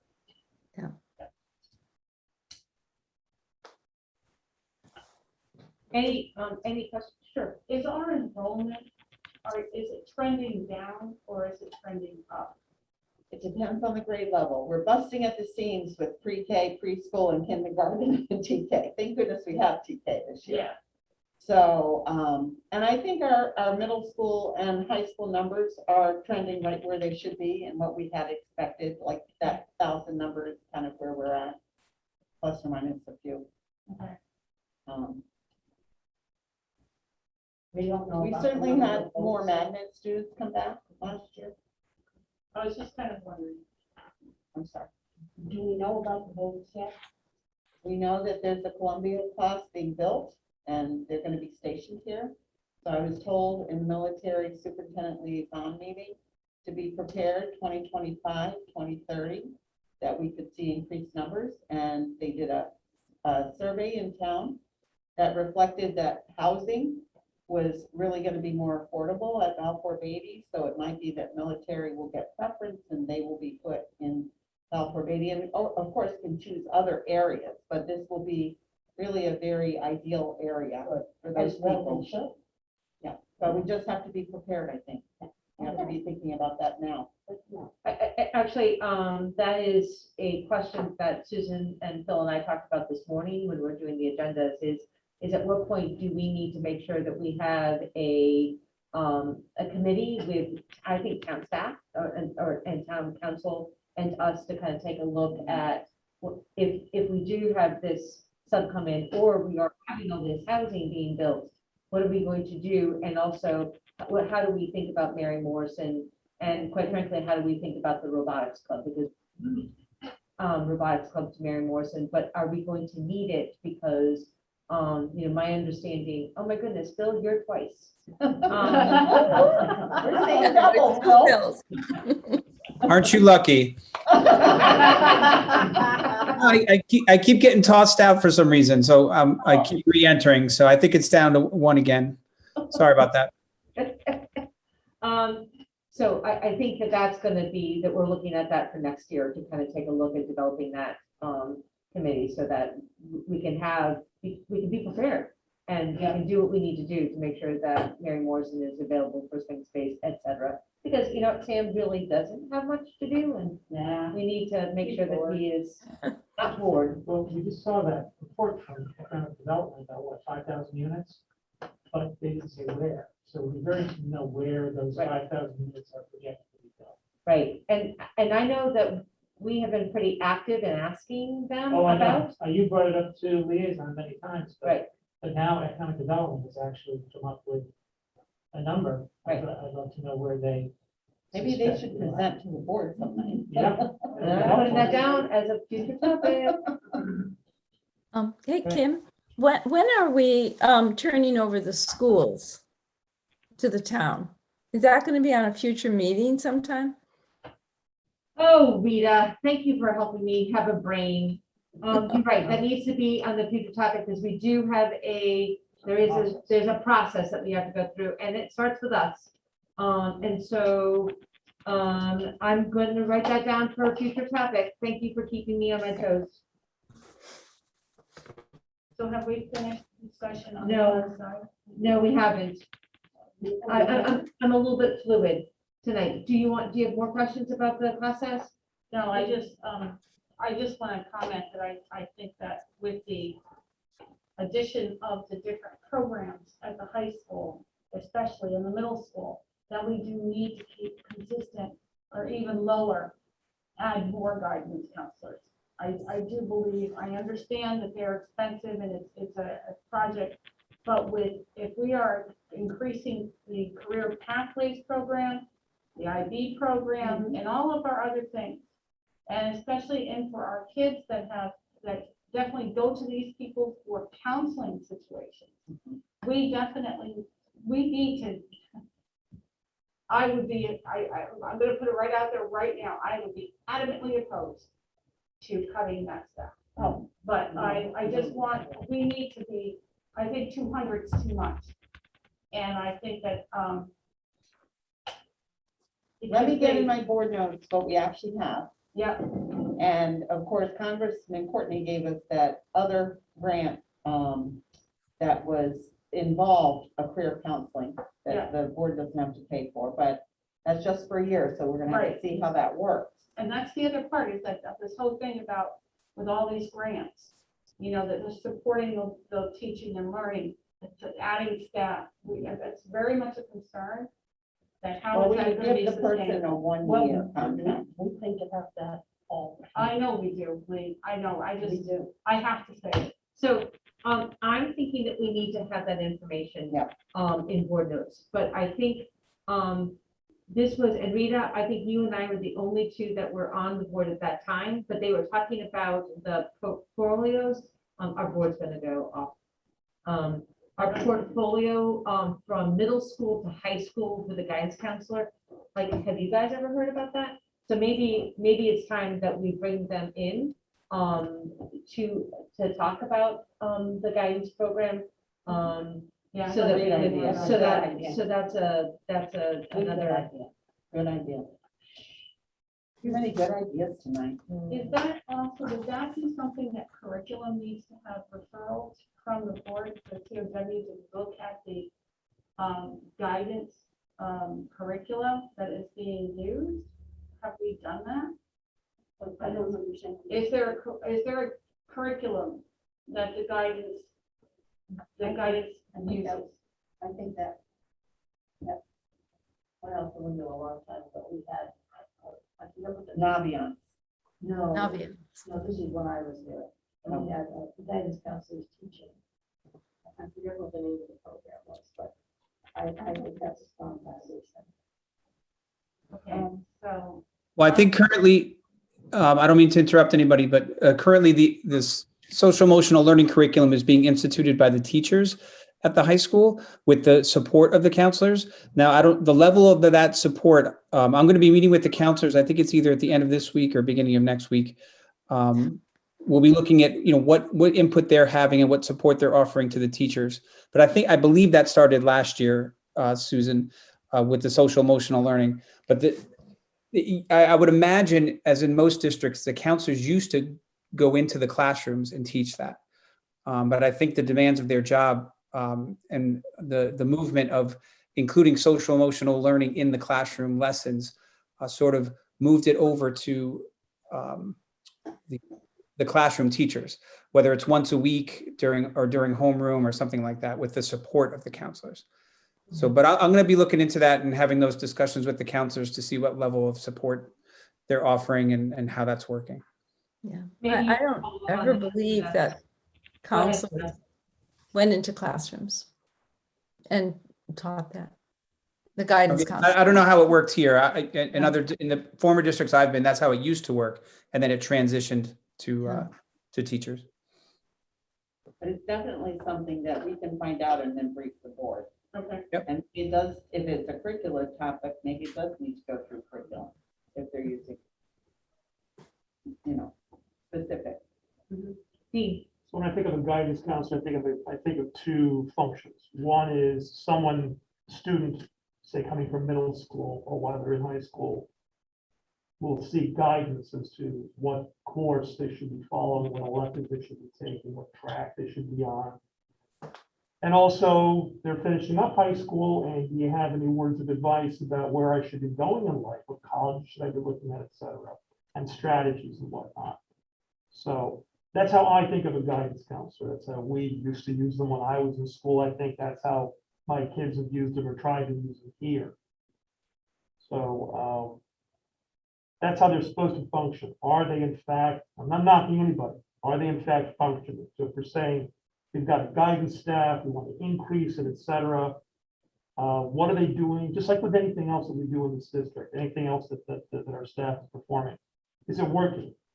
Do kids, should we ask the kids, do the kids feel like they're getting advice? Are parents satisfied, and how do we know, how do we gauge the effectiveness of that staff? So I think the first step, Dean, would be to have the board have some understanding about what is a guidance counselor and what they do, what they don't do, right? And then from there, we take it about how it's, what are some of the highlights? What are some of the roses? What are some of the thorns around the guidance department, both at the middle school and the high school? But I think the first step is we've got some concrete information that we need, which is what Rita has requested, the numbers. But then to have them come in to kind of talk to us about that. Because I think, once again, the more knowledge that we have about what happens in our district, the better we are making policy and curriculum decisions. So, We've had, for example, a climate survey. right. Average kid, what do you think of when we ask them a bunch of questions? Have we ever asked them? And again, you take this stuff with a grain of salt, because you're talking about children who by definition have somewhat less judgment than adults, we presume. They actually give us the truth all the time. Yeah, sometimes out of the mouths of babes. Right. So, have we ever asked the kids, customer satisfaction, if you will? What do you, have you ever gone to the guidance counselor? Are you satisfied? Again, and just take that for what it is. We took a real deep dive with that cultured climate survey from parents' perspective, teachers' perspectives, and children's. We had serious conversation with the principals, and I think that should be part of even the data team will take a look at some of the things that have come out. But they do tell us sometimes even just in the not only the questions we ask, but also in the open-ended comments that they give us. So we were able to see some areas that needed improvement and some areas that worked out well. And remember, we had the layer of COVID on top of everything last year as well. So things weren't ordinary the way we're used to, but we still got a lot of very good information. Wouldn't you say, Phil? Because you were the one who really did the deep dive with that. Yep, and I think it wasn't asked specifically, Dean, and that's something we can look at for next year. There were questions like, does your son or daughter, or do you as a student here have a connection to an adult that you feel comfortable going to? Now, I think maybe we can tweak those questions and make it more direct as to, do they reach out to their counselor? But yes, and then the open-ended part of those questions did, offer them an opportunity, and some, showered their counselor with praise, and others said, maybe, they didn't go to see them. And again, every kid has different reasons why they would or would not, go see their counselor. Back to your point as to, if they didn't need any mental health services or anything like that, then they sort of, made it through on their own. But I think we could definitely make those questions a little more pointed to get more accurate assessment of the guidance program. Yeah, we pay a lot for it. Just want to make sure and we assume we have a school, you have guidance counselors. So what's the metric? How do we know that they're useful? Something's gonna be hard nosed about it. So, but it's not something that's as a board. Right. Yeah. So let's get information about what they do, what they're supposed to do. And then let's take a look at how we want, what information we would want to have back from our families and our students. Kim, That's really good. I have, Rita. when my children were students at Fitch, guidance counselors played a very large role because they stayed with them from freshman year through senior year.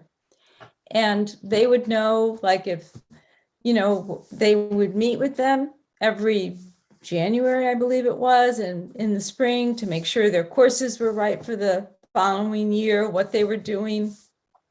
If they had an IEP, they would make sure that the teachers were notified when school started that these are, modifications that would need to be. So, I mean, and you all knew, all parents knew, most parents knew which guidance counselors were really on top of things. There's a difference.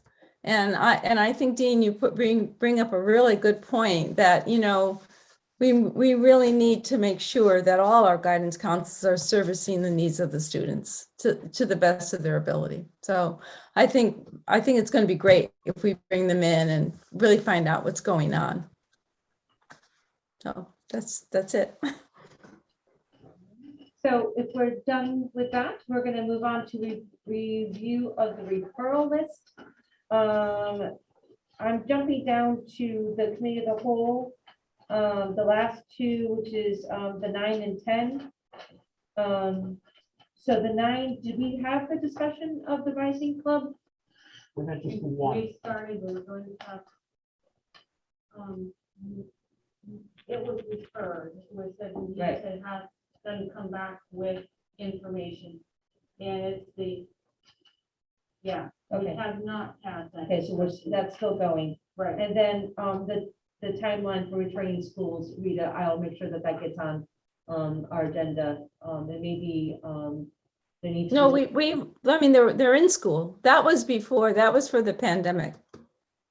The timeline for returning to schools when it was April, when they started to come back. So if you look at Yeah. the last, if you look at the last one on the list, number 10, timeline for returning schools to the town. Oh, that one. Oh, I thought you meant timeline. Oh, there was another one. I guess it's off now, but about timeline about when the kids were going to go back full time. That's not there anymore. Oh, yeah, that's great. So I already asked that question. And then where are we with the implementation of one card, one community? God only knows. Well, we Yeah. have, haven't we? We talked about that. The stumbling, Yeah. there was a stumbling block. I think There it's, were like 3 parents who didn't think it was a good idea, I'm really been moving with it. I know Amy McKenna's really been on it, and so has the library media specialist for the town. So there is a data sharing part that goes through that needs parent approval. So I don't know if there was a stumbling block in getting those approvals, but I will follow up with that.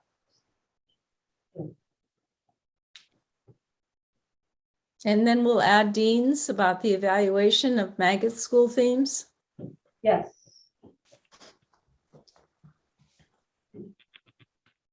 I'm sorry. Which I think, listen, I just love my book. I think that that's just be ongoing. And that Susan and I will take a look at where we put that on the calendar, where it makes the most sense in terms of the year to, the times of the year to explore it. Right. Dean? Yeah, I was discussing this with Liz earlier, and this has to do, every organization, every assembly of people, it's happening to be a public assembly of people, has its own culture and its own modes of working. And I haven't been in an organization yet, and it's not said, we hereby adopt Robert's Rules of Order, newly revised, et cetera, except as insofar as the rules contradict specific rules we've adopted. Okay, great. Our rules actually say that too, in a couple of places. When I imagine committees, whether it's a committee of the whole, policy, finance, curriculum, or any ad hoc committees we may form, you know why they're called committees? Because the Board of Education as a body, the committor, which is a term you never see anywhere, commits what we call referral, commits a specific question or topic to one of the committees, including the committee of the whole, for them to deliberate, debate, and then report back to the referring or the committing body.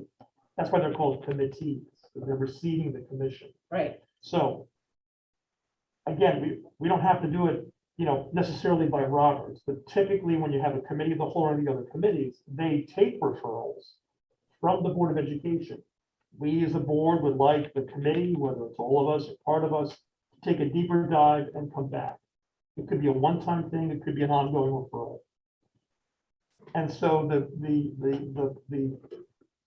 permit or the bailiwick of the committee, whether it's a cow or any of the others, is supposed to be, by the rules, limited to the referrals.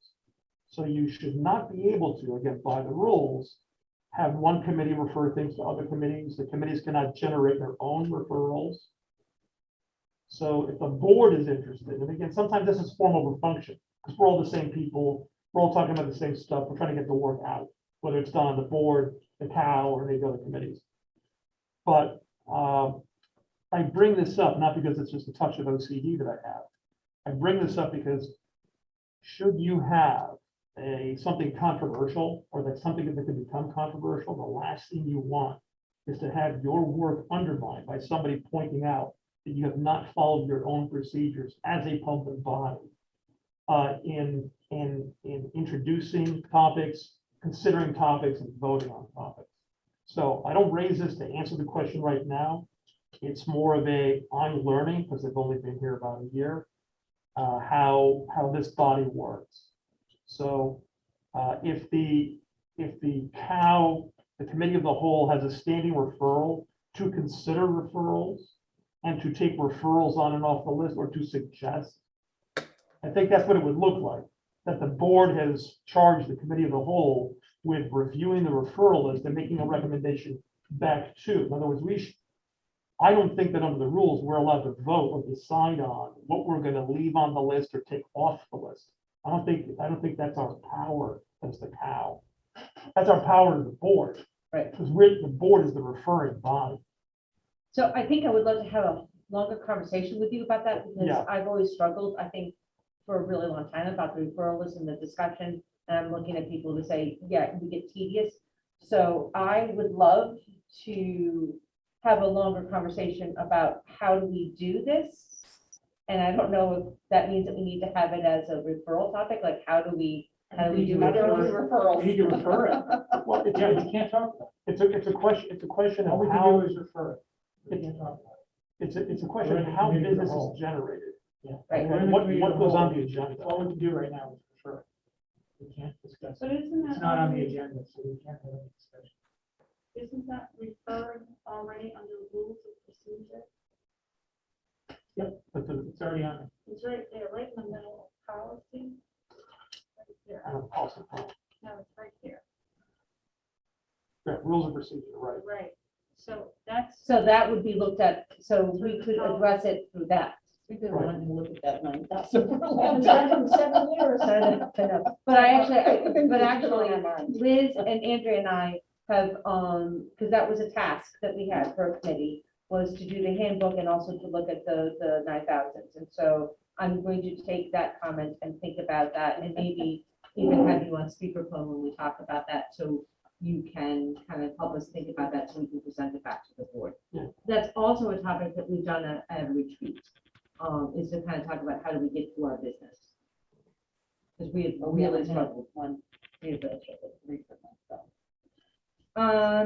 So future topics, we got a lot.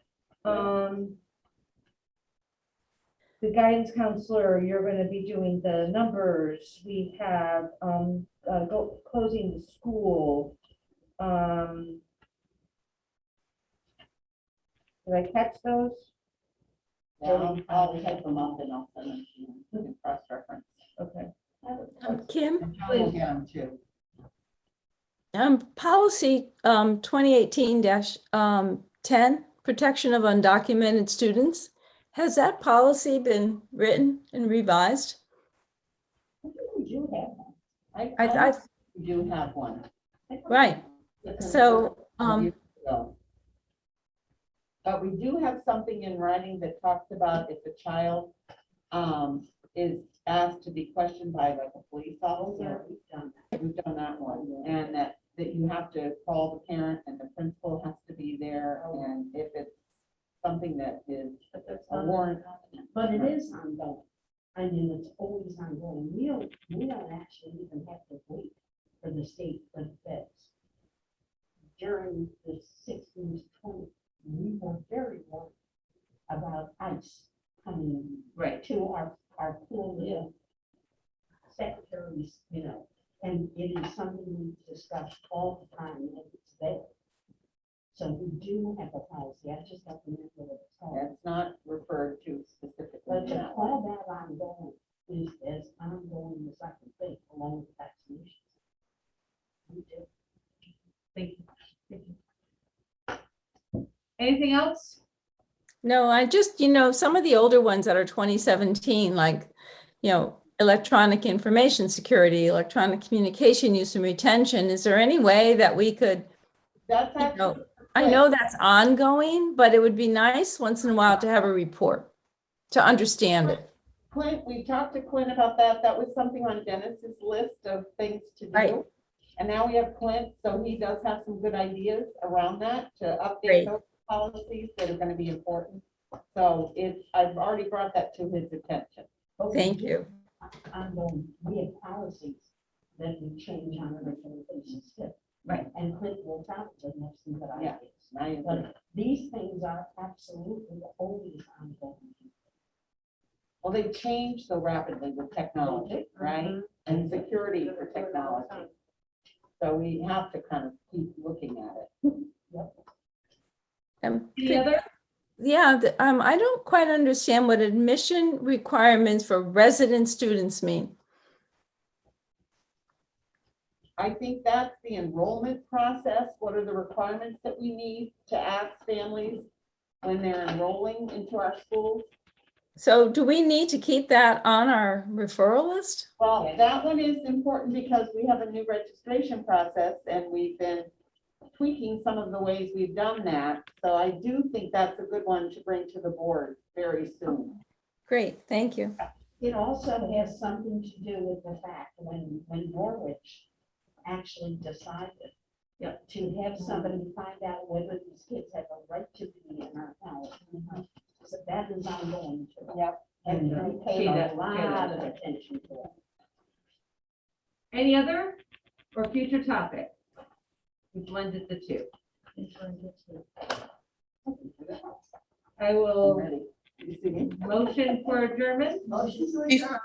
Before you adjourn, board, just a reminder that if you're attending the Hall of Fame, and same for Susan and Peter, or not Peter, Phil, sorry, wrong person on my brain. We need your checks and your reservations. It's October 24th. So if you're coming, please get us that information as soon as possible. Appreciate it. That- I forgot all about it. Can I call you? I meant to do it. It's Alicia Luther is the person in charge. I know. And she's at Northeast, right? Yes, Okay. send her an email. Alicia Luther. If you forget, you can ask. Okay, I have, that was a discussion, so all those in favor of adjourning, please say aye. Aye. Opposed, abstained, Thank you, motion is Beth. carried, we're done. Say goodnight. Good night, everyone. Bye.